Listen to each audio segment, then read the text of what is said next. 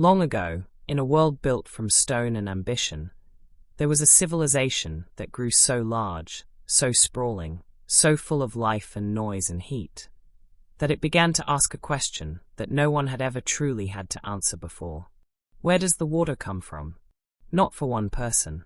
Not for a village drawing from a single well, or a small town gathering at the river's edge each morning, but for hundreds of thousands of people, for a city that never truly slept, for streets full of movement, for bathhouses wreathed in steam, for fountains that sang all through the night, for homes and markets and temples and gardens that all needed, quietly and constantly, water. This was the problem that faced the Romans. And it was, when you stop to really think about it, one of the most remarkable problems any civilization had ever had to solve. Imagine, for a moment, that you are standing at the edge of what will one day become the city of Rome. The hills rise gently around you. The Tiber winds its way through the landscape, brown and slow and ancient. And all around you, the city is growing. You can feel it, almost, the way a city grows when it has purpose behind it. New streets, new buildings, new people arriving every season, settling in, making lives, needing bread and oil and shelter, and always, water. The rivers were there, of course. They had always been there. But a river shared by a city of 100,000 people, or 300,000, or 1,000,000, as Rome would eventually become, a river like that is not a clean thing. It carries with it everything the city puts into it. The washing and the waste, the runoff from the streets after rain, the grey and murky evidence of human life, accumulated and stirred together into something that no one would choose to drink if they had any other option at all. And so the Romans began to look elsewhere. They looked up toward the hills, toward the high places where water moved differently, where it emerged cool and clear from the earth itself, bubbling up from springs that seemed almost untouched by the world, flowing down from mountains where the air was clean and cold, and the ground still held the memory of snow. This was the kind of water they were looking for. Not the slow, clouded water of the lowland rivers, but something purer. Something that felt, when you cupped it in your hands, like it had come from somewhere good. The Romans had a word for what they were trying to avoid. They noticed, as any careful observer would, that some water was cloudy and some was clear. That some water, when held up to the light, seemed almost luminous, almost transparent, like liquid glass. And other water was murky and thick with things you couldn't quite see, but could somehow sense were there. They called this cloudiness turbidity. And even without the science to explain exactly why cloudy water was more dangerous than clear water, they understood, in a practical and deeply experienced way, that it was. That clearer water was better water. That the source mattered. That where water came from told you something important about what it carried with it. And so, before they built a single pipe or dug a single channel, before any of the grand engineering that would one day make Rome famous across the ancient world, the Romans made a choice. A simple choice, really, but one that shaped everything that followed. They would start with the best water they could find. They would go to the springs, to the mountain sources, to the places where water emerged clean and cold and clear, far outside the noise and press of the city. They would find it where it was good, and then, and this was the part that required all that Roman ingenuity and patience and sheer, relentless will, they would bring it home. It sounds simple, perhaps, when you say it like that. Find the clean water. Bring it to the city. But the distances involved were vast. The terrain was difficult. And the city was always growing, always needing more, always sending its thirst outward into the hills and valleys, and asking them to give and give and give. The Romans answered that ask. Over centuries, they built systems of extraordinary ambition, all in service of that original, elegant idea. That clean water began at the source, and that the source, if you chose it wisely and tended it carefully, could be trusted. There is something quietly beautiful about that, if you let yourself sit with it for a moment. In a world without the tools to see bacteria, Without the chemistry to test what was invisible to the eye, the Romans looked at water and asked, "Is it clear? Is it cold? Does it come from somewhere high and clean and far from human hands?" And if the answer was yes, if the water passed that gentle human test, then it was worth the effort, worth the miles of stone and mortar, worth the generations of labor. They were not always right, of course. Clear water is not always safe water, as we know now. But they were thinking carefully. They were paying attention. They were watching the world around them and drawing the best conclusions that the world would allow. And that is where it all began. Not with aqueducts, not yet. Not with the great arched bridges crossing the valleys. Not with the settling tanks or the filter beds or the lead-lined pipes running beneath the city streets. It began with a simple human observation made by people standing at the edge of a river, looking at the water, and deciding that they could do better. They looked toward the hills, and the hills in time answered. Once the Romans had made their choice, once they had looked toward the hills and decided that the clean, cold water of the high springs was worth pursuing, the next question arrived, as next questions always do, quiet and inevitable. How? How do you take water from a mountain spring, from a source that might be 20 miles away, or 30, or 50, and bring it, reliably and cleanly and constantly, to a city full of people who need it every single day? It is the kind of problem that, if you think about it too quickly, seems almost impossible. And yet the Romans did not think about it too quickly. They were, if nothing else, a patient people when patience was called for. They sat with difficult problems. They turned them over slowly, the way you might turn a stone in your hand, feeling for its weight and its edges and its particular shape. And eventually, they found their answer. And the answer, the beautiful, elegant, almost improbable answer, was this. Don't fight the water. Work with it. Don't try to push it, or pump it, or force it through pipes under pressure, bending it to your will. Instead, let it do what water has always done, what water has been doing since long before there were any Romans to observe it. Let it flow downhill. That was the insight at the heart of Roman water engineering. Not chemistry, not complex machinery, not the kind of solution that requires constant attention and intervention and clever hands always at work keeping things running. Just gravity. Steady, silent, tireless gravity, pulling water gently and ceaselessly from the high places toward the low ones. It sounds almost too simple, and perhaps that is part of why it worked so well. Imagine, if you will, a long channel of stone, stretching out across the countryside. It is not dramatic, at first glance. It does not announce itself. It simply proceeds. Across fields and through cuttings in the hillside, over gentle ridges and along the contours of the land, always moving, always angled just so, sloping downward with a care and precision that is invisible to the casual eye, but absolutely intentional in every detail. The slope was everything. It had to be just right, not too steep, or the water would rush and churn and carry sediment with it, arriving at the city dirty and disturbed. Not too shallow, or the water would barely move, sitting in the channel and growing stagnant, becoming exactly the kind of slow, clouded water the Romans had already decided they wanted nothing to do with. The engineers who designed these channels, and they were engineers in every meaningful sense of the word, precise and methodical and deeply knowledgeable about how water behaved, they calculated this slope with remarkable care. They used instruments. They took measurements. They walked the land and understood it. And then they designed a channel that would carry water at just the right pace, moving steadily, never rushing, never stopping. And that steady movement did something important, something that the Romans may not have fully understood in scientific terms, but certainly understood in practical ones. Moving water is cleaner water. Water that flows does not have the chance to settle and stagnate. It does not give silt and sediment, and the slow accumulations of standing water the time they need to build up and foul the channel. It keeps itself, in a sense, by never quite being still. There is something almost meditative about that, if you let yourself think about it.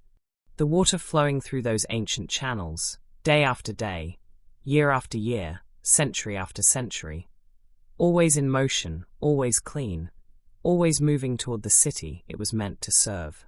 But the slope alone was not enough. The Romans knew that.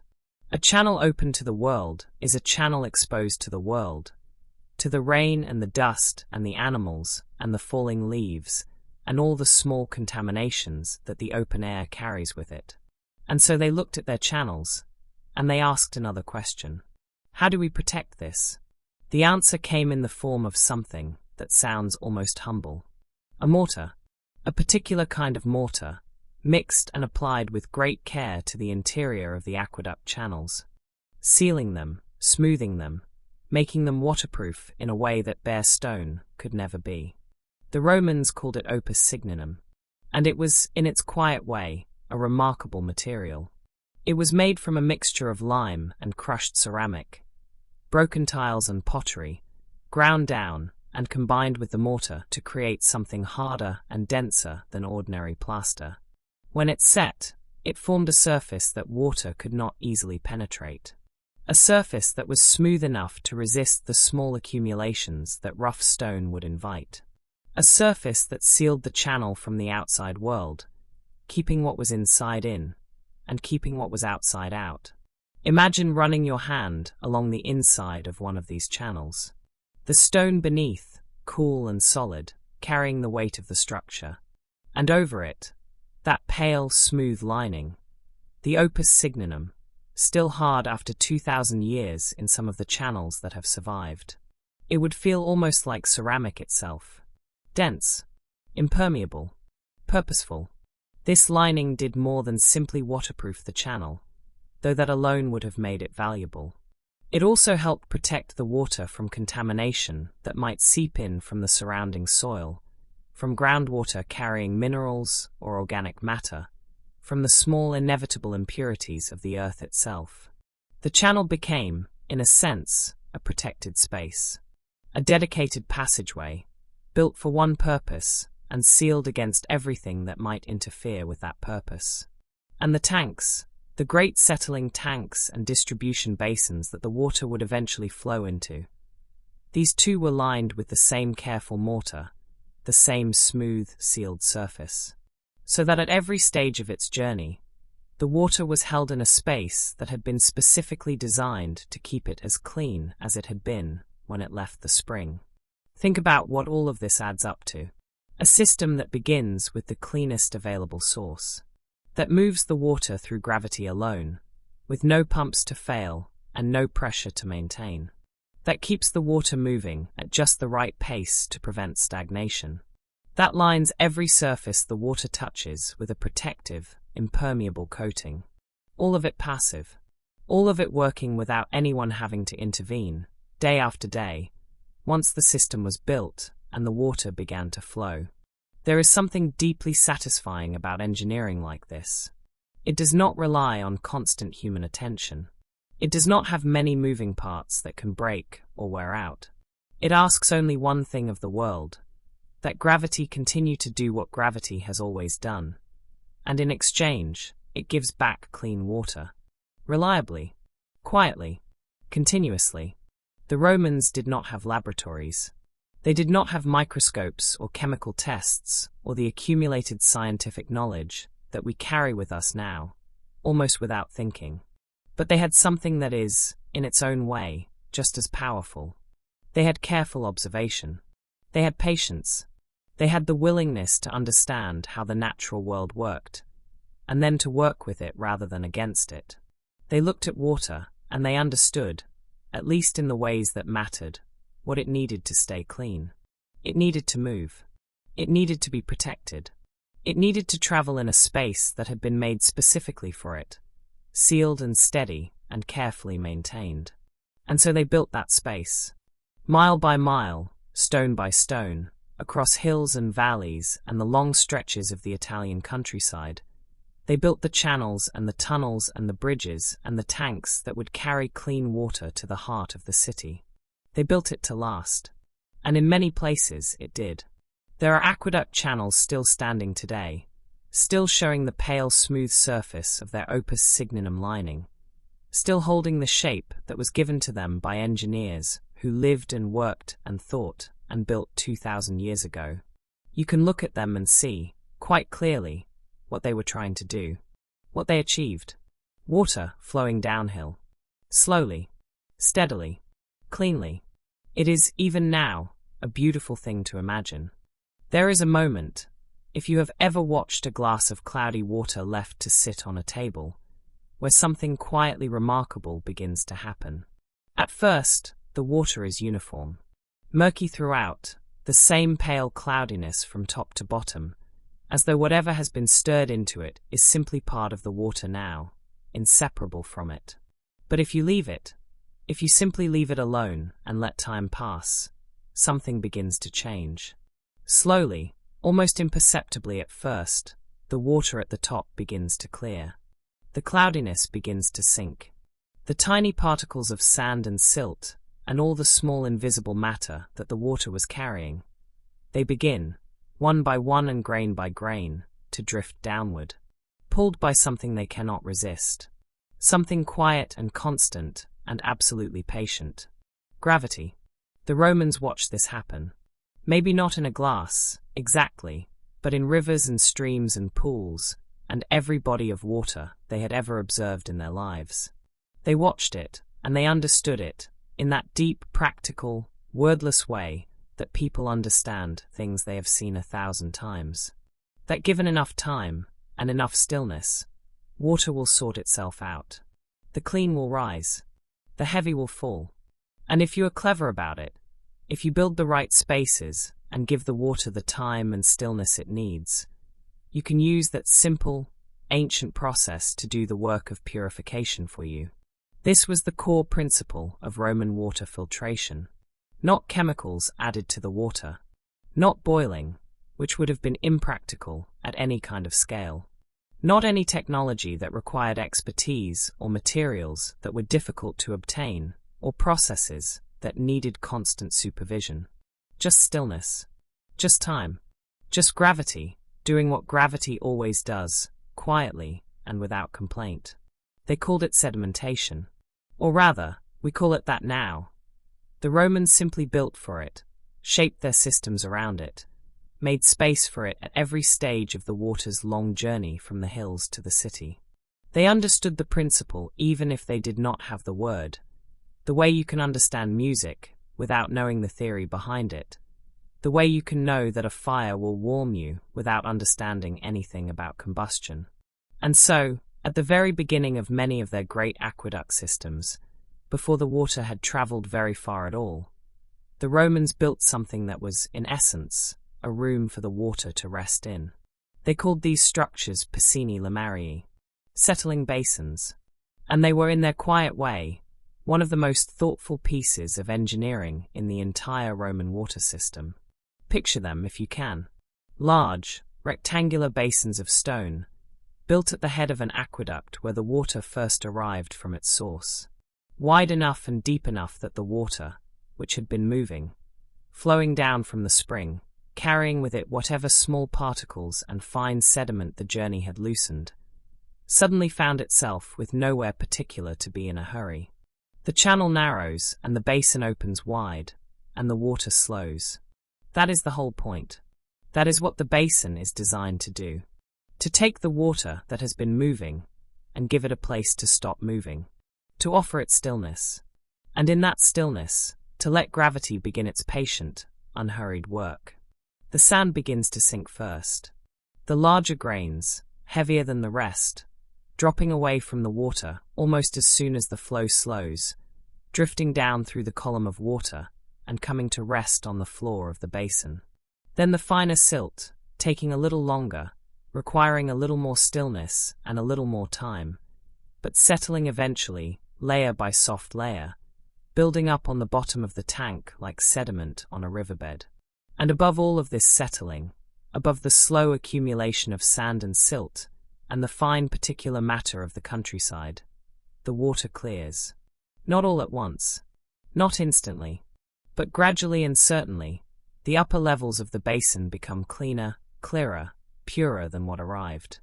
The water that comes in cloudy leaves clean. Or cleaner, at least, cleaner than it would have been without the basin, cleaner because the basin gave it what it needed most. Time to be still. There is something almost restful about imagining it. The great stone basin, full of water, quiet in the early morning light. The countryside around it still, the city still distant. And in the basin, invisible and unhurried, the slow drift of particles downward, the gradual clearing of the water above. No noise. No effort. Nothing happening, really, except the oldest and most fundamental process in the natural world. Things falling. Things settling. The world finding its own level. The Romans, practical as ever, did not simply let these basins do their work and leave them to accumulate sediment indefinitely. They thought about maintenance too, because a system that cannot be cleaned is a system that will eventually fail, and the Romans built their water systems to last. And so the floors of the settling basins were sloped. Gently, carefully, with the same attention to angle and gradient that they brought to everything they built. The floors tilted inward toward a drain, or toward one end of the basin, so that when the time came to clean it, when the accumulated silt and sand had built up to a point where the basin needed to be emptied and cleared, the work could be done with something approaching ease. Workers would come. The basin would be drained, the water diverted temporarily into a bypass channel, or simply halted while the cleaning was done. And then, because the floor sloped, because the sludge had accumulated in a predictable place and could be directed toward a drain, the clearing out could proceed methodically. Shovel by shovel, bucket by bucket, the accumulated sediment of weeks or months removed from the basin and carted away, leaving the floor clean and pale and ready to begin again. It is a small thing, perhaps a sloped floor, but it speaks to a way of thinking that runs through all of Roman engineering. The understanding that a system is not just about how it works when everything is going well. It is also about what happens when maintenance is needed, about how easily a worker can do the necessary job, about whether the design helps the people who have to care for it, or whether it makes their work harder than it needs to be. The sloped floors helped. They made a difficult, unpleasant job slightly less difficult, slightly less unpleasant. And in doing so, they made it more likely that the job would be done properly and regularly, which made the whole system work better, which meant cleaner water arriving in the city, which meant healthier people living their lives without knowing quite why the water they drank every day was as clean as it was. The workers who cleaned those basins probably didn't think of themselves as part of a grand engineering system. They were doing a dirty, physical job, knee-deep in accumulated silt, moving heavy loads in an enclosed stone space. But they were essential. The sloped floors were built for them, in a way. Built to make their work manageable. Built with the understanding that human hands would always be part of this system, that engineering and labor were partners in keeping the water clean. Think about what the settling basins represented, really, in the larger story of Roman water. They were the first deliberate act of purification. The first moment in the water's journey where someone had intentionally intervened, not to add something to the water, but to take something away. To remove the particles that didn't belong, using nothing more than stone and patience, and the reliable physics of a world that always pulls things downward. The water arrived cloudy. It left clear, or clearer, moving on from the settling basin into the long channel of the aqueduct, heading toward the city, carrying less of the countryside with it than it had when it arrived. Lighter, purer, already, before it had traveled very far at all, already better than it had been. And all of it accomplished without a single drop of anything being added to it. Without heat or chemicals or any intervention more complex than a wide stone basin and a gently sloping floor, and the willingness to let the water rest for a while before sending it on its way. There is a lesson in that, maybe.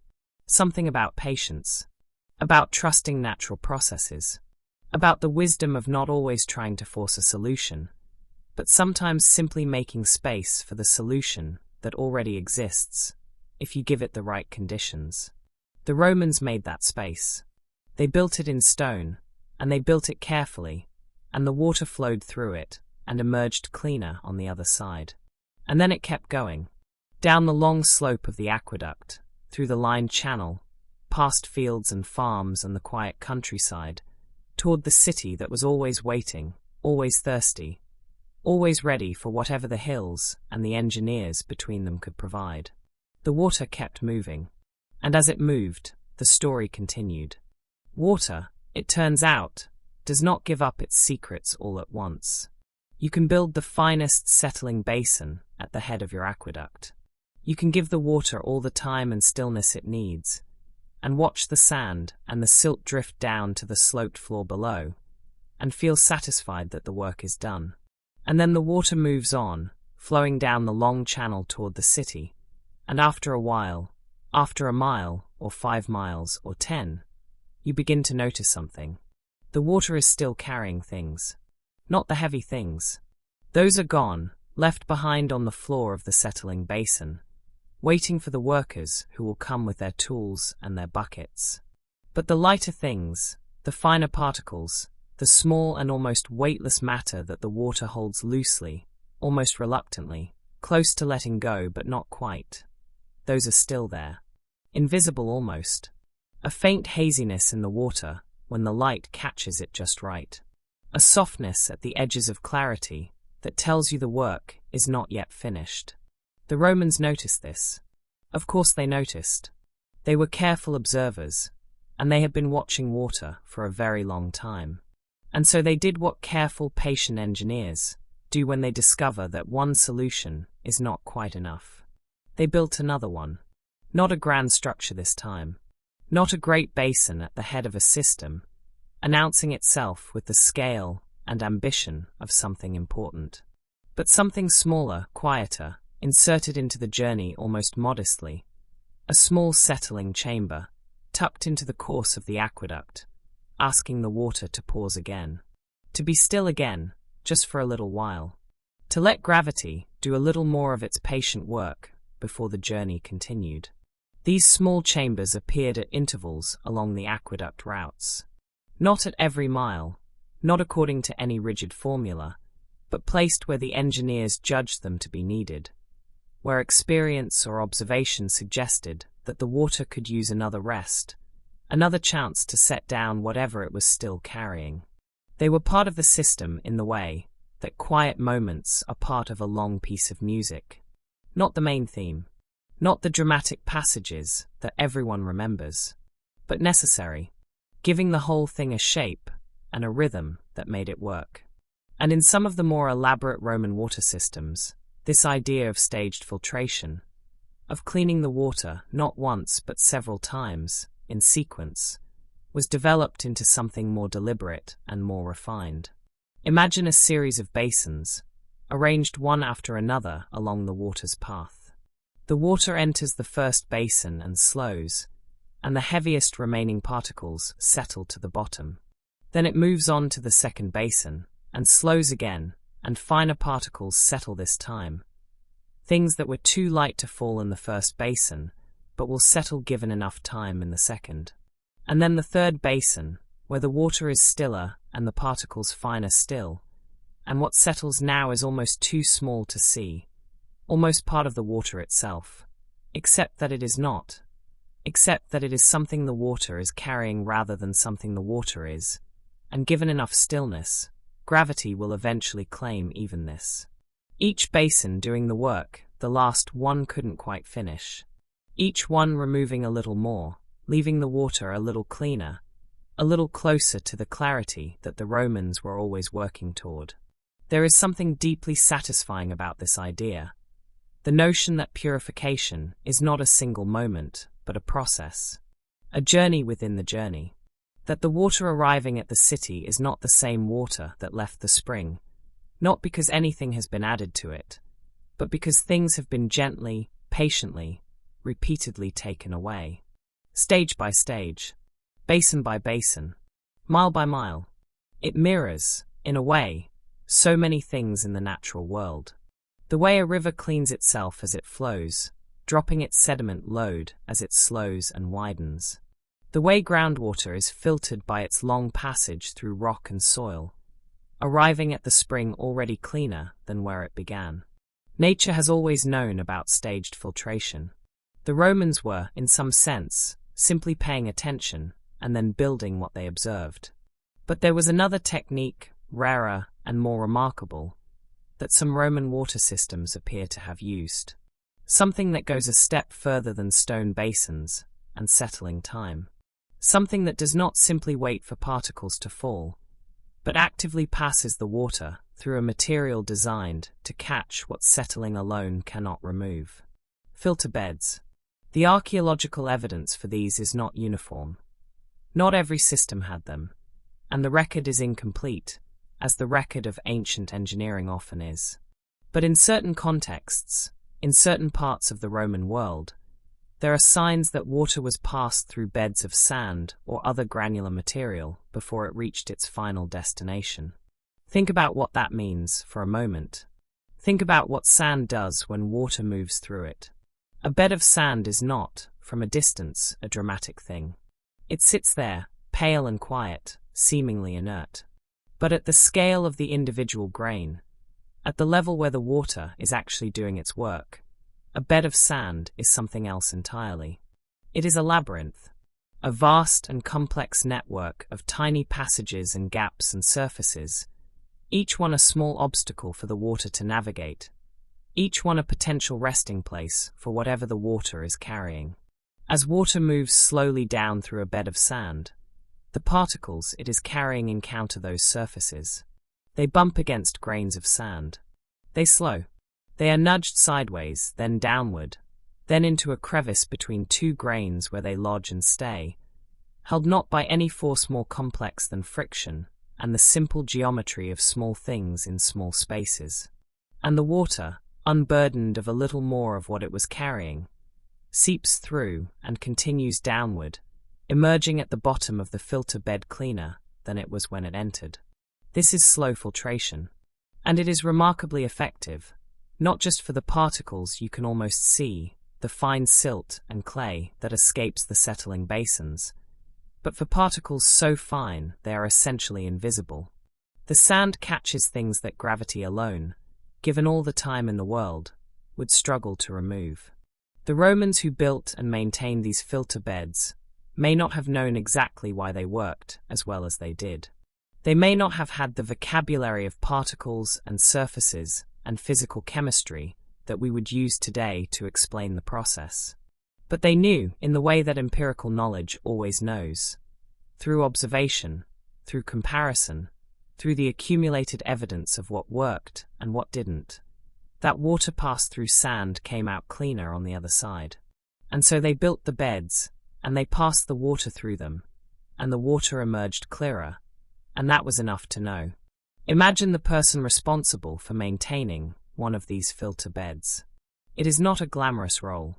The sand must be checked regularly, must be cleaned or replaced when it becomes clogged with the very particles it has been catching, when it begins to pass water more slowly than it should, when the filter is full and needs to be refreshed before it can do its work again. It is careful, methodical work, unglamorous in the way that all maintenance is unglamorous, all the quiet labor that keeps systems running without anyone noticing, because when maintenance is done well, nothing fails, and when nothing fails, there is nothing remarkable to observe. But this person, this unnamed, unremarkable worker in some corner of the Roman water system, was doing something important, was part of a chain of care that stretched from the spring in the hills all the way to the fountain in the city square where someone was filling a jug, or the bathhouse where someone was lowering themselves into warm, clean water, or the home where a child was drinking a cup of water without thinking about it at all. Every stage of the journey mattered. Every basin and every filter bed and every small settling chamber inserted quietly into the long route of the aqueduct. Each one a small act of care, a small contribution to the cleanliness of the water that arrived at the end. Cleaning the water didn't happen in one place, and it didn't happen all at once. It happened gradually, in stages, over the long miles of the water's journey. It happened in the settling basins and the filter beds and the small chambers tucked into the route where the engineers had looked at the water and decided it needed a little more time, a little more stillness, a little more patient help from gravity and sand and stone. It happened the way most good things happen, really. Not in a single dramatic moment, but slowly, carefully, over time. Step by step, and stage by stage, the water became what it needed to be. Clean, clear, ready, still moving, always moving, down toward the city, waiting in the valley below. There is something that happens to water when it has been underground for a long time. It is difficult to describe precisely, but anyone who has drawn water from a deep well or entered a space where water has been sitting in darkness and stillness for a long while will have some sense of it. A flatness, perhaps. A heaviness at the back of the throat. A quality that is not quite right, not quite the way water is supposed to taste when it is at its best, cool and clean, and faintly alive. The way spring water tastes when you cup it in your hands at the source and drink it there, in the open air, with the hills around you and the sky above. Water needs air. Not in the way that people and animals need air. Not to survive, not as a fundamental requirement of its existence, but in a subtler way. In the way that many things benefit from openness, from exposure, from the quiet exchange that happens when something that has been enclosed meets the moving world outside. The Romans understood this. Perhaps not in the precise chemical terms we would use today, but in the deep, observational way they understood so many things about water. They had watched water. They had tasted water from different sources, moved through different conditions, traveled different distances in different ways. And they had noticed, as careful people always notice, that there was a difference. Water that moved in the open, that flowed in channels exposed to the air and the light, tasted different from water that had traveled long distances underground. Water from a spring in the open hillside tasted different from water drawn from an enclosed cistern that had been sitting sealed and still. The difference was not always dramatic, but it was there, and it was real, and the Romans paid attention to it. And so, as they built their aqueducts, as they dug tunnels through hills and mountains where the terrain made an open channel impossible, where the ground rose up, and the only way to keep the water moving along its carefully calculated slope was to take it underground, they thought about what the darkness and the enclosure would do to the water inside. They thought about how to let the air in. The solution they arrived at was, like so many Roman solutions, elegant in its simplicity. At intervals along the underground sections of their aqueducts, they built vertical shafts rising up from the tunnel to the surface above. Openings in the earth, lined with stone, connecting the dark enclosed world of the underground channel to the open air of the countryside above. These shafts served more than one purpose, as most good pieces of engineering do. They were access points, primarily. Practical necessities. When something went wrong in the tunnel below, when a blockage formed, or the lining needed repair, or silt had accumulated to the point where it needed to be cleared, workers needed a way to get down into the tunnel without having to travel its entire length from one end. The shafts gave them that. A way in, and a way out, distributed at regular intervals along the route, so that no section of the tunnel was too far from help when help was needed. But they were also something else. Something quieter, and perhaps less immediately obvious, but important in its own way. They were windows. Not for light, exactly, though some light would have filtered down through them, falling in pale columns onto the surface of the water below, moving slowly as the sun moved across the sky above. They were windows for air. Think about what happens when you cut an opening between an enclosed space and the open atmosphere. Air moves. It has to.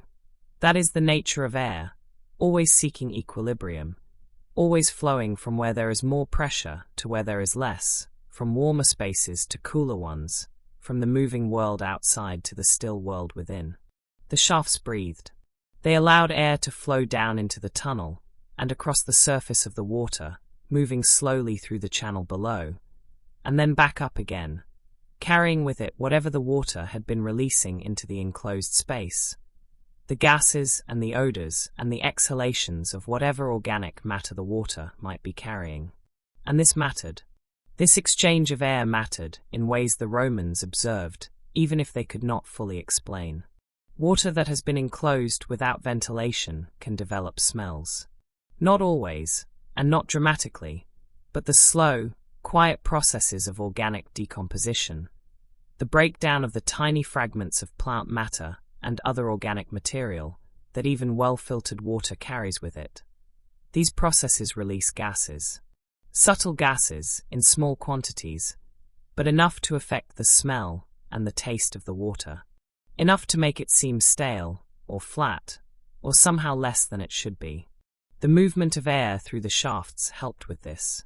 It carried those gases away, dispersed them into the open atmosphere above, replaced them with fresh air that had not been sitting in an enclosed tunnel, and had not been gradually accumulating the byproducts of whatever quiet chemistry was occurring in the water below. The water that emerged from the underground section of the aqueduct and returned to an open channel was, in a meaningful sense, fresher for having had those shafts above it. And there was something else happening too, something the Romans observed in terms of quality and smell and taste, but that we would today describe in terms of chemistry. Oxidation. When water is exposed to air, certain things that are dissolved within it react with the oxygen in that air. Organic compounds that might cause taste and odor problems are broken down by this contact with oxygen, transformed into simpler substances that are less noticeable, less troublesome, less present in any way that the person drinking the water at the end of the journey would be able to detect. The water, in passing through and alongside the air entering from those vertical shafts, was not just being ventilated. It was being very gently, very naturally, chemically improved. Iron, if it was present in the water, would begin to oxidize and could eventually precipitate out, removing itself from the water in a way that made the water cleaner. Certain sulfur compounds, responsible for some of the more unpleasant smells that underground water can develop, would be affected by the exposure to air. The water was, in a quiet and unhurried way, reacting with the world above it through those slim columns of light and air descending from the shafts. It is a lovely thing to imagine, actually. The long underground tunnel, dark and cool, the water moving in its channel at the steady pace the slope demands. And then at intervals, those shafts opening above, pale light falling down, fresh air descending, and then rising again, the quiet exchange between the enclosed and the open, the dark and the bright, the still and the moving. The water passing through that exchange, touched briefly by the air of the countryside above, changed in ways too small and too subtle to see, but real nonetheless. There is a quality to water that has been well aerated, that has had the chance to breathe, in the way that water breathes, through contact with moving air, that is genuinely different from water that has been sealed away from the world. Wine people speak of letting a wine breathe, of opening it up to air before drinking it, of the transformation that contact with air produces in something that has been enclosed. Water is not so different, in this respect, from wine. Enclosure changes it. Air restores it. The Romans knew this. They built for it. They cut those shafts into the hillsides above their tunnels, and they let the air move through, not just for the practical reason of maintenance access, though that was real and important, but because they had learned, through long experience with water and the ways it could be better or worse, that air was part of what made water good. It is worth pausing, just for a moment, to appreciate the accumulation of what the Romans had built into their water systems by this point in the journey.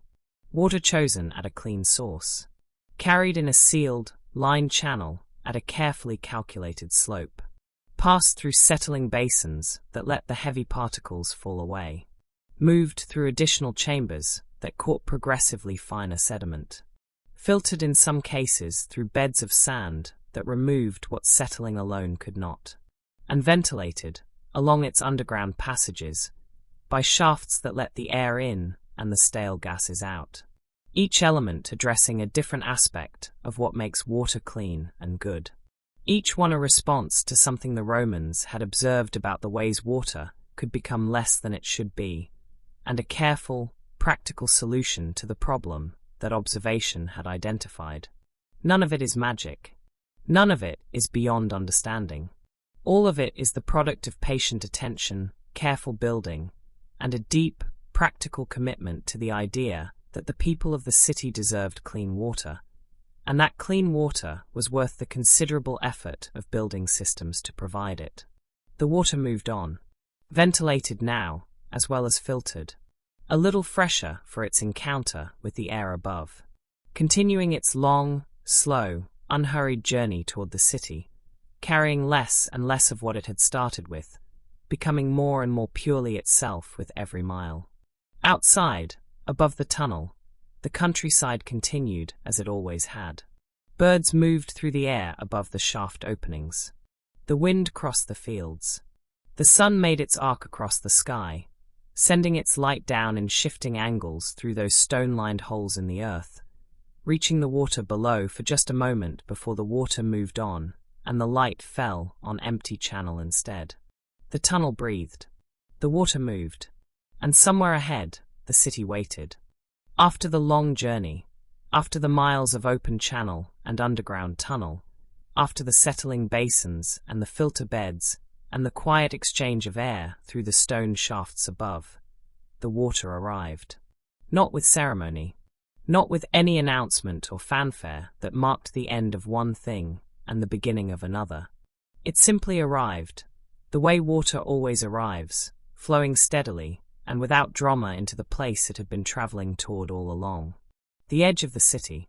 And here, at this threshold between the countryside and the living, breathing, endlessly complicated world of the Roman city, the water encountered one final set of structures before it was released into the network of pipes and channels that would carry it to the fountains and the bathhouses and the homes that were waiting for it.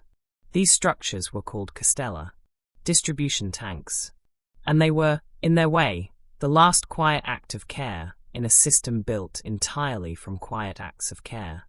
Imagine them as they would have appeared at the point where the aqueduct entered the city.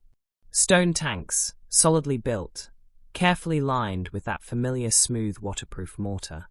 Not enormous, not with the grand scale of the great settling basins at the head of the aqueduct, far back in the hills, but substantial, purposeful, built with the particular solidity that the Romans brought to anything they intended to last. The water flowed in from the aqueduct channel and entered the castellum, and for a moment, a brief moment, relative to the long journey that had preceded it, it slowed again, pooled in that final stone basin, rested, in the way the water had been resting and resting again all along its route, in the rhythm that the Roman system had established from the very beginning. And in that brief rest, something familiar happened. Something that by now, in the story of this water's journey, feels almost like an old habit, a well-practiced gesture. The finest remaining particles, the last traces of sediment that had survived every basin and filter bed and settling chamber along the way, drifted downward. Slowly, almost imperceptibly, pulled by the same quiet gravity that had been working on this water since it left the spring. The castella were not primarily designed as settling tanks. That work had largely been done already, over the long miles of the journey, but they functioned as one nonetheless. A final polishing, in a sense. A last gentle removal of whatever still remained to be removed before the water entered the pipes of the city. Because the pipes were different from the open channels of the aqueduct. Once the water entered the pipe network, it was enclosed again, moving under the streets, directed in specific quantities to specific places, and the opportunity to let sediment settle or air circulate was largely gone. What went into the pipes was what the people of the city would receive. And so this final moment, this last pause in the castellum before the water was committed to its destination, mattered. The distribution tanks also served a more immediately practical purpose. They were, as their name suggests, points of distribution, places where the single flow of the aqueduct was divided and directed into the multiple streams that the city required. Pipes of different sizes leading in different directions, carrying water to different parts of the city, serving different needs. The castellum was where all of that was organized, where the mathematics of water supply became visible in stone and pipe and carefully managed flow. Some systems used lead pipes. Others used ceramic. The materials varied across different parts of the Roman world and different periods of Roman history. But regardless of what the pipes were made of, the castella were where the decisions were made, where the water's final destination was determined, where the single river of the aqueduct became the many smaller streams of the city. And then the water moved out into the city itself, into the fountains, first and most visibly. The public fountains of Roman cities were everywhere, on street corners and in public squares, in the forums and the markets, in the neighborhoods where ordinary people lived their ordinary lives. They were the most democratic expression of the Roman water system, the place where anyone could come and fill a jug or cup their hands and drink, where the system built with so much care and labor over so many miles revealed its purpose most plainly. And the fountains did something that the system's engineers had understood from the beginning, even if they did not think of it in quite these terms. They kept the water moving. A fountain that flows continuously, that spills its water in a constant, gentle stream from the source pipe into the basin and then out through the overflow, is a fountain that never stagnates. The water in it is always new, always recently arrived from the aqueduct, always part of the moving flow that has been in motion since the spring in the hills. It does not sit. It does not have time to develop the stillness that allows algae to grow and organic matter to accumulate, and the flatness that enclosed, stationary water develops over time. You can see this if you have ever watched a garden fountain or a stream versus a garden pond. The stream is clear. The pond, if left to itself, accumulates green at the edges, develops a softness and a murkiness that the moving water never shows. Movement is its own form of cleanliness. Flow is its own form of maintenance. The Romans understood this intuitively, built for it deliberately. The continuous flow through the city's fountains was not a luxury or an accident. It was part of how the system kept the water clean all the way to the point of use. Not just clean when it arrived at the castellum, but clean when someone actually filled their jug at the corner fountain and carried it home. The flow was the final act of purification, in its quiet way. The last thing the system did for the water before the water became someone's drink. The bathhouses, too, depended on this continuous flow. The great Roman baths, and even the smaller neighborhood bathing houses that served the less spectacular, but perhaps more genuinely important daily needs of ordinary people, required enormous quantities of water, constantly renewed. The warm pools and the cold pools and the steam rooms that consumed water in quantities that seem almost incomprehensible when you try to picture them. All of that water cycling through, always moving, always being replaced by fresh water from the aqueduct system. A pool that is continuously fed with fresh water and continuously drained is a very different thing from a pool that is filled once and left to sit. Even without any of the chemical treatments we rely on today to keep bathing water safe, the sheer volume of fresh water moving through the Roman baths helped dilute and carry away whatever the bathers introduced into the water, helped keep the temperature and the chemistry of the water within ranges that were, if not perfectly safe by modern standards, at least far better than the alternative. The movement of water through the baths was, again, a form of maintenance, a form of ongoing purification that required no intervention, no chemicals, no expertise on the part of whoever was responsible for keeping the baths running. Just the aqueduct, flowing steadily, feeding the system, keeping everything fresh by keeping everything moving. There is something almost musical about the image of a Roman city fully served by its water system. The aqueduct arriving at the castellum, the distribution tanks dividing the flow, the pipes running beneath the streets in their quiet, invisible network. And then above ground, the expression of all that underground movement. The fountains on the street corners, always running, always murmuring, the water spilling into the basins and over the edges and away into the drainage channels, always in motion, always new. The bathhouses steaming and warm. The water in the pools clear enough to see the mosaic floors beneath. The fish and the sea creatures and the geometric patterns that the craftspeople had set in tile, visible through the water the way the bottom of a clear stream is visible from the bank on a still day.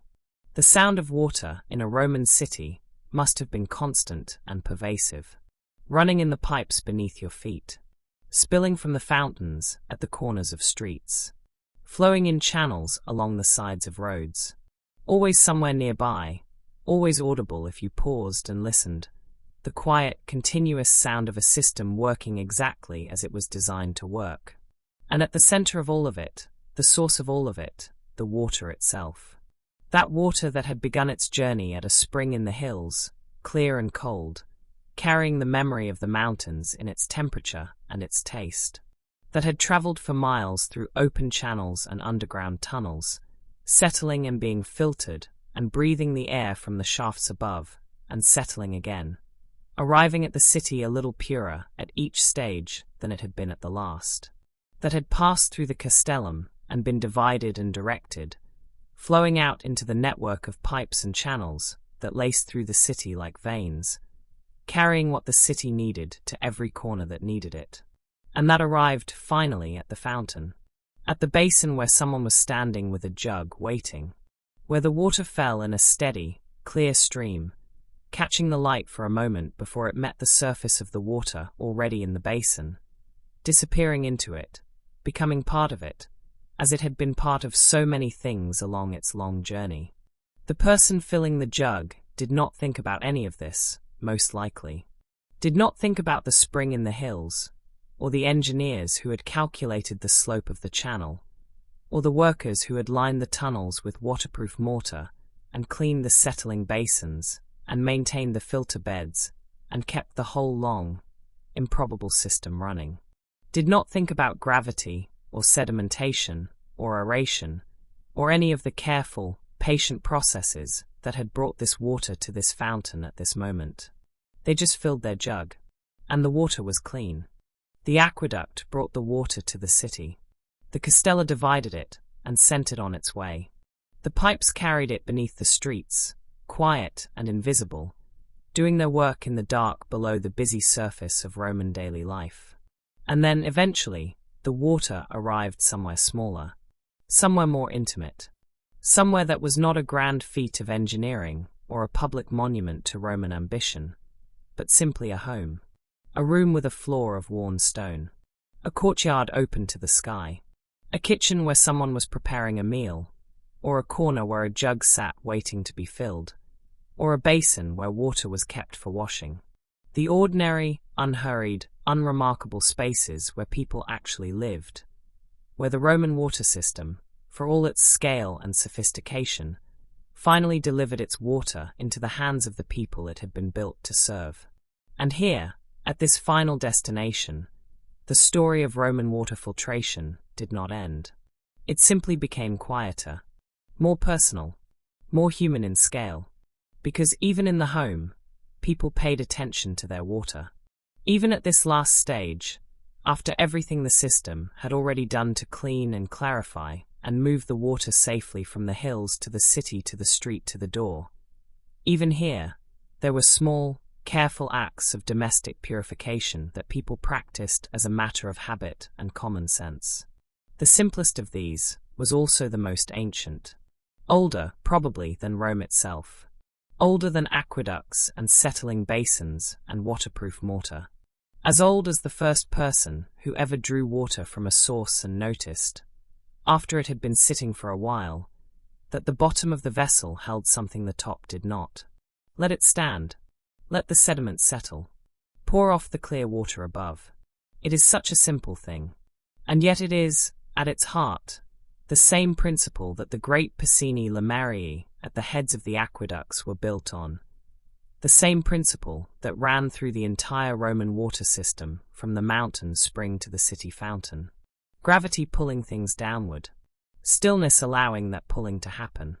Patience producing clarity.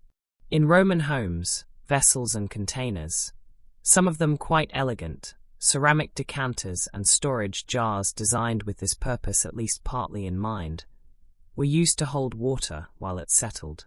The water poured in from the jug that had been filled at the fountain, or from the pipe that fed directly into the wealthier home, and then it was left. Not for long, necessarily. An hour, perhaps, or through the night, or for however long experience suggested was enough. And when the time came to use it, the water was poured carefully from the top, tilted slowly, so as not to disturb whatever had settled at the bottom, decanting the clear upper layer away from the fine sediment that had gathered below. It is a gesture that requires a certain mindfulness, a certain attention to the difference between the water at the top and the water at the bottom, and a willingness to treat them as different things, to take what is good and leave what is not. It is the gesture of someone who understands, even without the language of science, that water carries things it should not carry, and that patience and gravity together can do something about that. In some households, this settling would have happened in vessels specifically shaped to make it easier. Containers with narrow necks that made pouring off the top layer a natural, controlled action, or with bases that encouraged sediment to collect in one place, making it easier to see and to avoid when pouring. The design of ordinary domestic objects, shaped by the understanding of ordinary domestic needs. These small vessels, these ceramic jars and decanters sitting in Roman kitchens and courtyards, were the household equivalent of the settling basins along the aqueduct route. The same principle, miniaturized. The same patient trust in gravity, practiced at the scale of a single family's daily water use rather than at the scale of a city's entire supply. It is a lovely continuity, when you think about it. The same idea running through the whole system, from the grandest engineering to the most modest domestic habit. From the great stone basin at the head of the aqueduct to the ceramic jar on the kitchen shelf. Gravity, stillness, patience, clarity. But the home was also where the water encountered something that complicates the story a little. Something that the Romans built into their system, not entirely by choice, but because the alternatives were limited and the problems only partially understood. The pipes. In many parts of the Roman water distribution network, and in the pipes that fed water directly into private homes, lead was used as the primary material. It was practical.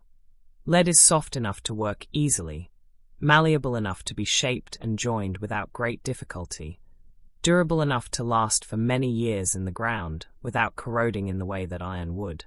Roman plumbers, and the word plumber itself comes from the Latin plumbum, meaning lead, were skilled workers, and lead pipe was a standard and widespread feature of Roman water infrastructure. We know now, with the accumulated knowledge of 2,000 years, that lead is not a harmless material to have in contact with drinking water.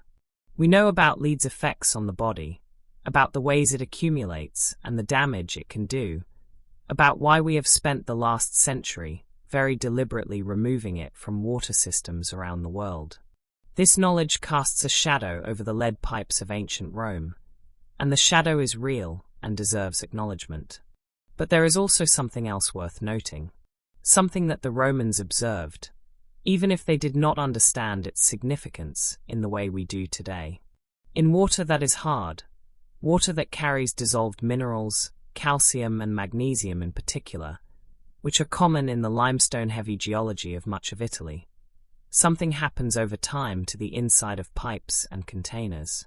A layer forms, a pale, chalky deposit, building up slowly on the inner surface of the pipe, layer by very thin layer, accumulating over months and years into something that can be seen and felt, and, in older pipes, becomes quite substantial.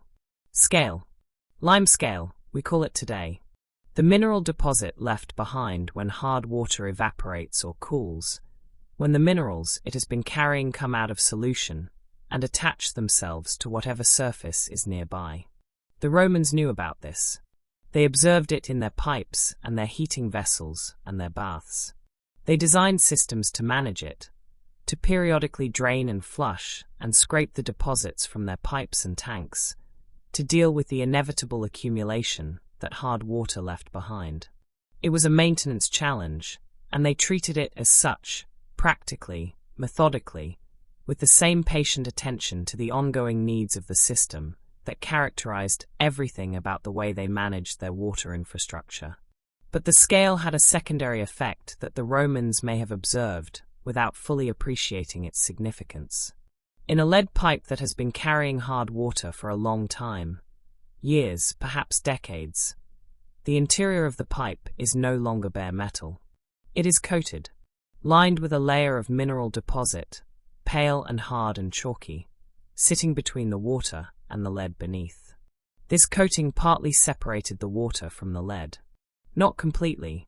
Nothing about this process was complete or uniform or perfectly protective. But to a meaningful degree, the mineral lining of an old pipe reduced the contact between the water flowing through it and the lead it was made from. It was not a designed feature. No Roman engineer sat down and decided to use hard water to coat the inside of lead pipes as a protective measure. It was simply what happened, over time, when hard water met lead pipes. A slow, unintentional, imperfect but real reduction in the amount of lead that dissolved into the water. The Romans who noticed the scale forming in their pipes saw it as a nuisance. Something to be managed, cleaned out, kept from building up so thickly that it restricted the flow of water. They were not wrong to think of it that way, but they were also, without knowing it, benefiting from it. The same deposit that narrowed their pipes and required periodic removal was also, in its quiet way, offering some degree of protection to the water flowing through them. It is a strange and somewhat melancholy piece of the story. The Romans doing their best with the materials and knowledge available to them, solving the problems they could see and working around the ones they could not. Using lead because it was practical and durable, and they did not know what we know. And finding, in the hard water they sometimes complained about, an accidental partial protection they did not know they had. In the home, all of these things came together.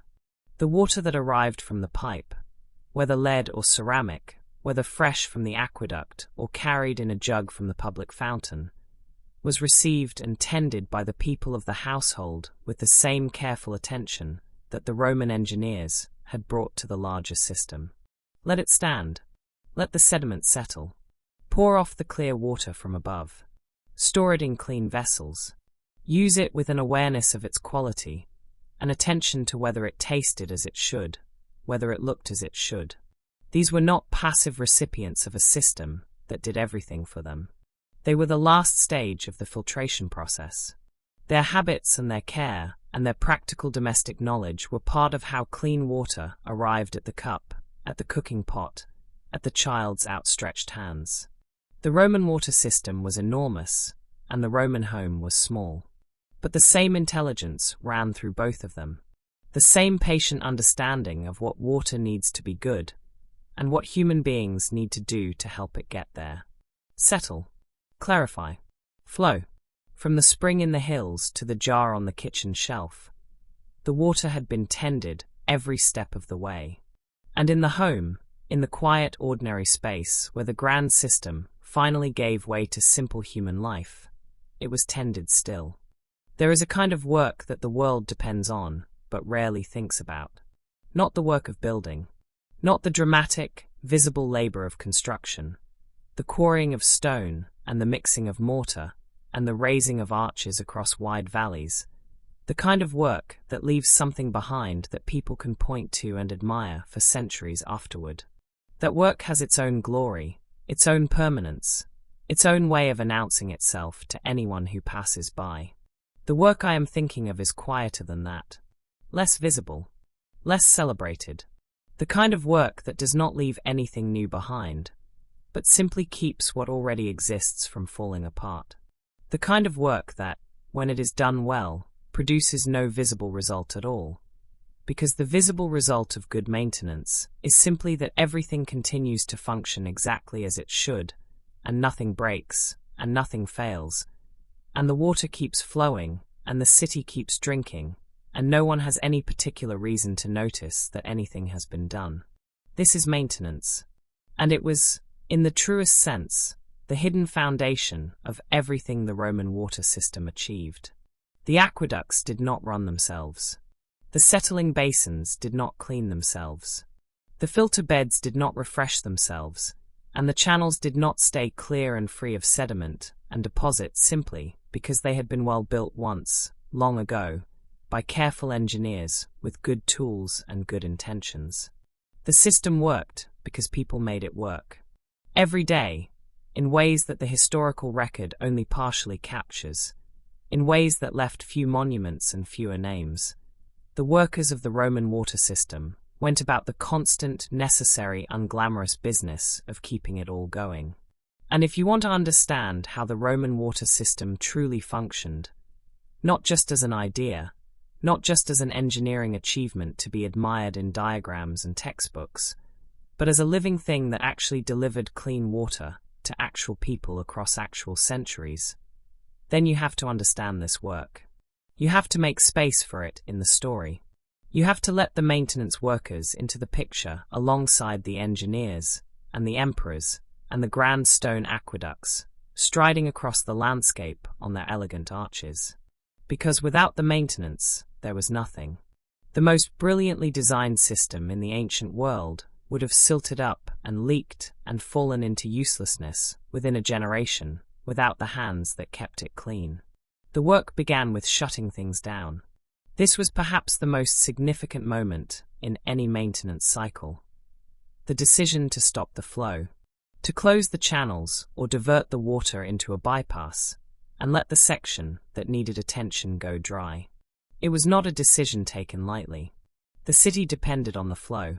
The baths needed their water, and the fountains needed their water, and the households that drew from the system needed their water, and interrupting any of that had consequences that rippled outward into the daily life of the city in ways both practical and political. And yet it had to be done. Regularly, and without exception it had to be done, because there is no other way to clean a channel or repair a lining or scrape out the accumulated deposits of months of continuous water flow. You cannot do that work while the water is running. You cannot send a worker into a channel full of flowing water with a scraping tool and expect anything useful to result. The flow had to stop. The system had to be given over, temporarily and deliberately, to the people whose job it was to maintain it. The workers who did this work entered the system through the same shafts that ventilated the underground tunnels, those vertical openings in the earth that had been built, at least partly, for exactly this purpose. Access. The practical necessity of being able to get into the system when the system needed attention. Imagine descending one of those shafts. The opening above, a circle of sky and daylight growing smaller as you go down. The stone walls close on either side. The air changing as you descend, cooler, damper, carrying the particular smell of enclosed stone and water, and the mineral deposits that accumulate in places where water has been moving for a long time. And then the channel below, dry now, the flow having been diverted upstream. The stone floor exposed in a way that it almost never is, pale and damp, coated in the layers that the running water has left behind. Limescale. The chalky white mineral deposit of hard water, built up over weeks and months into a crust that covers the floor and the lower walls of the channel, in some places thin and powdery, in others thick and hard as stone itself. Sediment too, wherever the flow had been slow enough for fine particles to settle, soft grey-brown accumulations of silt and clay, compacted by the water that had flowed over them, forming a layer that had to be removed before it narrowed the channel further and began to affect the flow. And organic matter, in some cases. The dark deposits that form where water and mineral and the slow chemistry of enclosed spaces combine. Not dramatic, not the kind of fouling that would have made the water obviously undrinkable, but present nonetheless, a residue of the biological world that the water had been in contact with along its journey. The worker in the channel had tools, scrapers and brushes, and the simple physical instruments of someone doing a job that requires more effort than skill, more endurance than expertise. The limescale had to be chipped away, carefully enough not to damage the opus signinum lining beneath, which was the structural protection of the channel and could not be compromised. The sediment had to be scooped and removed, bucket by bucket, passed up through the shaft to whoever was waiting above to carry it away. The channel had to be cleaned back to something close to its original surface, smooth, sealed, ready to receive the flow again. It was hard work, physical and confined, and not particularly pleasant, in the way that all work in enclosed underground spaces is not particularly pleasant. The air was not fresh. The space was tight. The light, coming from the shaft above, and perhaps from lamps carried down by the workers, was limited. And the work itself was repetitive and demanding, requiring sustained effort over what must have been, in some of the longer tunnel sections, many hours of labor in conditions that most people would find extremely uncomfortable. These workers were not famous. They did not build the aqueducts.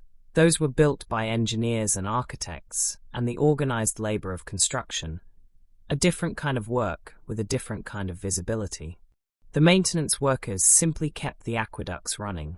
Year after year, through the reigns of emperors and the rise and fall of political fortunes, and all the large and dramatic events of Roman history, they descended into the channels and scraped out the deposits, and cleared the sediment, and climbed back out again, and diverted the flow back into the clean section, and moved on to the next stretch that needed attention.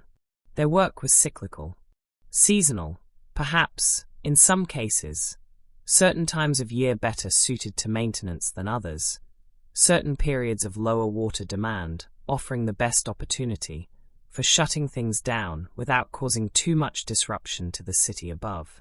Or perhaps continuous, rolling through the system always, different sections being maintained in turn, so that no part was ever left too long between cleanings, so that the deposits never built up to the point where they became truly difficult to remove.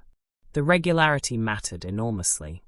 A channel cleaned frequently was a channel where the deposits were still thin and manageable, where the scraping was relatively easy and the clean surface was close to the original. A channel left too long between cleanings was a different proposition entirely. The scale thickened and hardened, the sediment compacted, the work of restoration became exponentially harder, and the risk of damage to the lining beneath the deposits increased with every additional layer. This is true of most maintenance. The more regularly it is done, the easier it is to do. The cost of regular maintenance is always lower than the cost of deferred maintenance, because deferred maintenance does not simply pause and wait to be dealt with, it compounds. It accumulates. It transforms from a manageable task into a crisis, from something one worker can deal with in an afternoon into something that requires weeks of effort and may leave lasting damage behind. The Romans who managed the water system understood this, at least implicitly. The records that survive, the writings about water management, the legal codes that address the maintenance obligations of the system, suggest an awareness that keeping the system clean was not something you could do occasionally when you noticed a problem. It was something you did continuously, before the problem became visible, because the whole point was to prevent the problem from ever becoming visible at all. There were officials responsible for this. The curator aquarum, the overseer of the waters, was a position of genuine importance in the Roman administrative system, held by men of standing who understood that the water supply was not just a public amenity, but a matter of public health and civic order. Beneath them, a whole hierarchy of workers and supervisors and specialists, each responsible for their section of the system, each part of the great invisible machinery of maintenance that kept the water flowing. When the system worked perfectly, no one noticed. The water arrived at the fountains and the baths and the homes, clean and steady and unremarkable, and the people who used it went about their lives without any particular awareness of the work that had been done to make that water what it was. They drank it and cooked with it and bathed in it, and filled their jugs at the fountain, and carried the jugs home, and poured the water into their settling vessels, and went about their days. The maintenance workers descended into the channels, and scraped the walls, and climbed back out, and moved on to the next section. No applause. No monuments. No record in the histories of what was done on which day, in which tunnel, by which pair of hands. Just the water flowing. Clean and steady and unremarkable. Which was, of course, exactly as it should be. There is a kind of invisible excellence in that. A quality of care that defines itself by its own absence from the record. Because the record only notes what went wrong, and when the maintenance was done well, nothing went wrong. The silence in the historical record around the day-to-day maintenance of the Roman water system is, in a way, evidence of how well it was done. The system that leaves no disasters behind it, no crises, no recorded failures. That system was being maintained by people who knew their work and did it without waiting to be noticed. We do not know their names. We cannot follow them into the channels and watch them work. We can only infer them from the archaeology, from the scraped and cleaned surfaces of aqueduct channels that have survived, from the evidence of repeated repair and relining, from the shafts built specifically to allow access, from the settling basins with their sloped floors designed to make the cleaning easier, from every small design decision that speaks of a system built not just to function, but to be maintained. They are there in the stones, in the smooth surfaces and the repaired linings, and the periodically cleared floors of structures that were used continuously for centuries. The evidence of their hands, even if not their names. The system worked because they worked. Because every time the water threatened to carry more than it should, more sediment or more scale, or more of the slow, quiet accumulation that running water always leaves behind, someone went in and cleared it away. And the water kept flowing, clean and quiet and constant, the way it had always been meant to flow, through the hills and across the valleys and into the city, through the pipes and to the fountains, into the jugs and the basins and the hands of the people it had been built to serve. The hidden work behind it all, unnoticed and unceasing, always there. And so we arrive, at last, at the end of the water's journey. Not the end of any particular stretch of channel, or the last basin in a sequence of settling tanks, or the final distribution point before the pipes take over and carry the water to its destination. But the end of the story we have been following together, the long, quiet, unhurried story of how the Romans took water from the hills and brought it to the city and kept it clean along the way. It is worth, here at the end, taking a moment to look back at the whole of it, to hold the entire journey in mind at once and see it for what it was.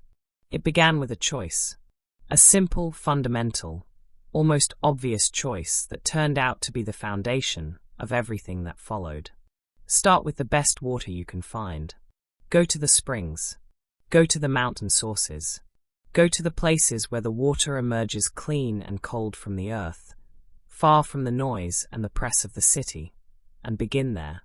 Because the quality of water at the source shapes the quality of water at the end, and no amount of engineering downstream can fully compensate for a poor choice at the beginning.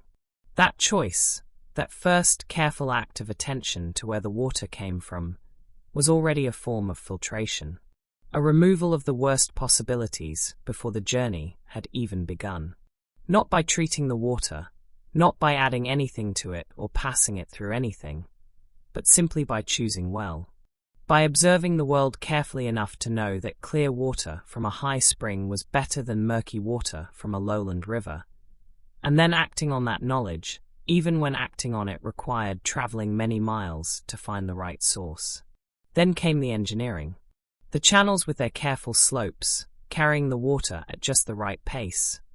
Not too fast, not too slow, through the open countryside and under the hills and across the valleys on their great stone arches. The opus signum lining, smooth and waterproof, sealing the channel against the world outside and protecting the water within. Every surface the water touched made as clean and impermeable as the Romans knew how to make it, reducing the opportunities for contamination at every stage. And the settling basins. The great piscini limarii at the heads of the aqueducts, giving the water the first of its many rests, the first of its many opportunities to set down what it was carrying and move on a little lighter than before. The sloped floors that made the cleaning easier. The patient trust in gravity that was, in a sense, the single most important principle of the entire system. The understanding that if you give water enough stillness and enough time, it will sort itself out. The heavy things will fall. The clear will rise. And you can take what rises and leave what fell. Then the smaller chambers along the route, the staged filtration that caught what the first basin had missed, removing progressively finer particles as the water moved closer to the city. And in some systems, the filter beds of sand, those quiet labyrinths of grain and gap and surface, catching what even the settling tanks could not remove, polishing the water to a clarity that gravity alone and all the patience in the world could not quite achieve. The air shafts above the underground tunnels, letting the light and the fresh air descend to the water, moving in the dark below. The ventilation that carried away the stale gases and the odors of enclosed space, the oxidation that transformed certain dissolved substances into something less troublesome, the simple, ancient exchange between water and air that left the water fresher and better than it had been before. The castella at the edge of the city, that final stone basin where the aqueduct became the pipe network, where the water rested one last time and surrendered the last of what it had been carrying, before being divided and directed to the fountains and the baths and the homes of the city. The continuous flow that kept those fountains and baths from stagnating, that used movement itself as a form of ongoing purification, that kept the water fresh all the way to the moment it was used. And in the homes, the domestic settling vessels and the ceramic decanters and the quiet household habit of letting water stand before pouring from the top. The last small act in a long chain of care, practiced by ordinary people who understood, in their practical everyday way, that water was better for being tended. And behind all of it, always the maintenance. The workers descending into the channels and scraping the walls and clearing the sediment and climbing back out, unseen and unnamed, keeping the whole long system clean enough to keep working. The curator oquorum and the hierarchy of supervisors and specialists and laborers who made the system not just a piece of engineering, but a living, functioning, continuously maintained public service. None of it involved chemistry. None of it involved boiling, or adding substances to the water to kill what it contained, or any of the sophisticated interventions that modern water treatment relies on. The Romans had none of those tools, and they did not miss them, because they had found another way, a way built from observation and patience and engineering and physical labor, and a deep, practical understanding of how water behaved and what it needed. Source selection, gravity, settling, aeration, careful construction, constant cleaning. 6 principles. 6 answers to the question of how you keep water clean for a city of 1 million people, across centuries, without the science to explain exactly why any of it worked. And it did work. That is perhaps the most remarkable thing of all. Not perfectly. Nothing in the ancient world, or any world, works perfectly. There were contaminants the Romans could not see, and therefore could not address. There were limitations to what sedimentation and aeration and careful construction could achieve. There were the lead pipes, carrying their invisible burden, and the gaps in knowledge that no amount of careful observation could entirely bridge. But within those limitations, within the constraints of what was known and what was possible. It worked. The Roman water system supplied clean water, genuinely cleaner than what most of their contemporaries had access to anywhere in the ancient world, to cities of extraordinary size, for an extraordinary length of time. The aqueducts of Rome ran for centuries. Some of the systems built in the 1st or 2nd century continued operating, maintained and repaired, and kept alive by the people whose job it was, well into the later periods of Roman history.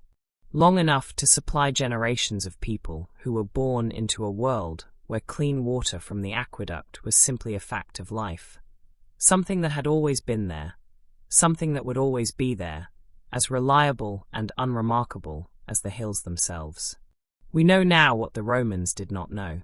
We understand the microbiology of waterborne illness, and the chemistry of lead, and the physics of filtration, at a level of detail and precision that the most careful Roman engineer could not have imagined.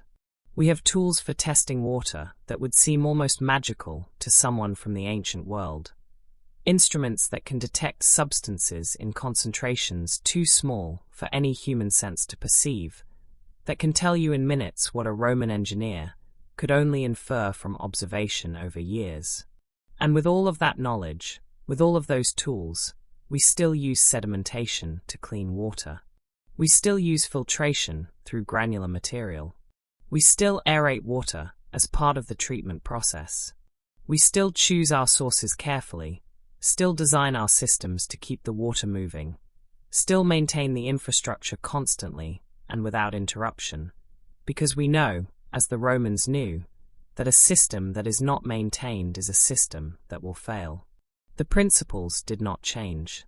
Only our understanding of why they work has deepened, and our ability to apply them has grown more precise.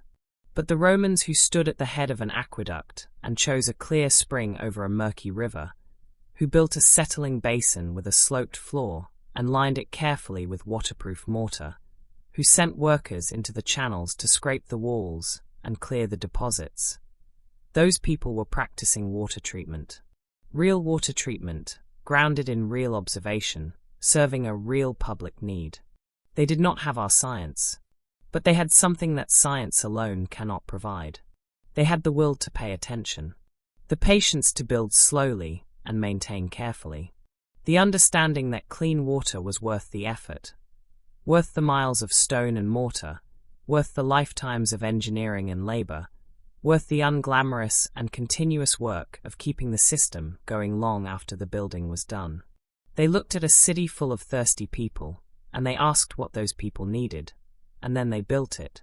Not quickly, not easily, not without difficulty or error, or the inevitable imperfections of any human undertaking, but thoroughly, carefully, with a seriousness of purpose that speaks, across 2,000 years, with remarkable clarity. The water matters. The people who drink it matter. The work of keeping it clean matters, even when, especially when, that work is invisible, unnoticed, taken for granted by the millions who benefit from it every day without knowing quite why the water they drink is as good as it is. There is something worth carrying away from this story as you drift toward sleep. Something quiet and useful, and perhaps a little comforting. The problems of human civilization, the deep, difficult, seemingly intractable problems of how to care for large numbers of people in ways that keep them healthy and safe, are not new problems. They are old problems, ancient problems, problems that other people, in other times, with far fewer tools and far less knowledge, faced honestly and worked on steadily and solved, at least well enough, through patience and observation and the willingness to try and learn and try again.